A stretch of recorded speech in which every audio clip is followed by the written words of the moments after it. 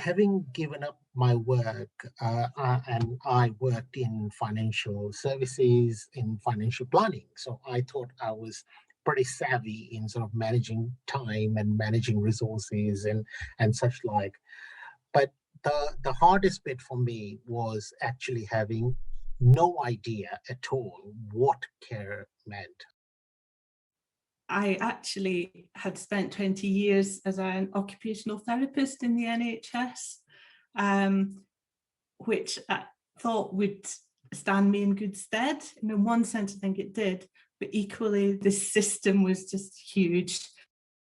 I'm a foster carer now. I was an occupational therapist prior to that, and I thought I had a wealth of knowledge, and I didn't. I've worked in social care for 25 years, and it still baffles me, the system. I then got a job as a manager in Assistance and Advice Bureau. I actually had some of the expertise to be able to know at least where to go to get the advice that I needed. It didn't save any of the battles. The knowledge didn't actually save me from any of the uphill struggle that we'll have all faced over the years in trying to get the right support in place.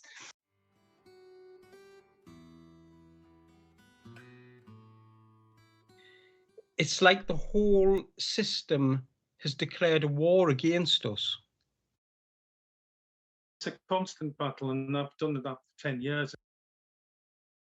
It was just a lot of reliance on myself, be proactive in researching, investigating, looking at who I needed to engage and continue to pursue that. Just word of mouth, basically, within the system.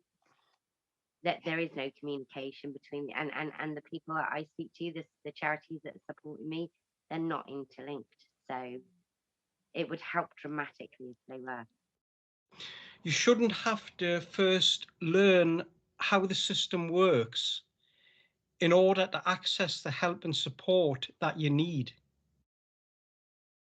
Slowly, I needed to educate myself, and I got in touch with various VCS organizations in the local area myself, not with any signposting, not with any help or direction. I've been advised on numerous occasions. Sometimes it's good advice. Sometimes what I'm being told is questionable. What they all have in common is that they are standalone pieces of advice, leaving you wondering where to go next.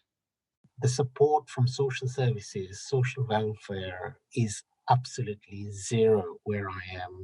It took us well over 11 months to try to get hold of a bed. And at all points, all we kept getting was, yeah, someone's looking into it. Yes, we'll come back to you. And there was just no support at all. And if it wasn't for those charities, I think we will have struggled. It was almost like I'm having to beg for the services. And I don't want to do that. If you find someone that can help you, it's really luck. And that's the most incredibly awful thing to say. But it's luck on who will help you and who will give you a recommendation. It is not out there. It is not stat. It is difficult to find. It is difficult to access. And when you're actually in the system, it is really difficult to get results.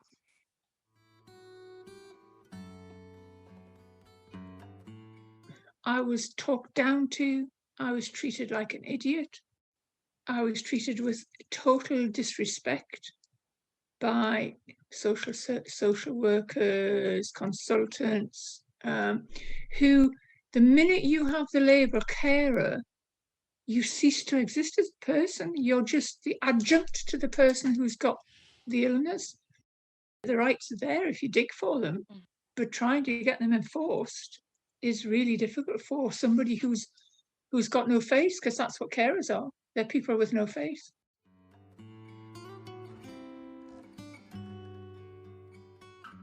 We've got a very good carers organisation, and they're brilliant in terms of helping you to understand and navigate the system. I think I want to use the word navigate. Some of us haven't got a clue how to navigate the system, which means we don't get what we're entitled to. The MND charity and other charities They were quite a resource to help us navigate through the geographical and financial boundaries. And also they were quite proactive. They sort of invited me to a carers group. Carers group highlighted things like that my parents shouldn't have been paying council tax, then we got a big refund from that. It was the school that referred me to the people that I needed, the school. I have an incredible job coach, but if it hadn't have been for her and charities, I wouldn't, and I don't still think I've spoken to a single benefits organisation about this.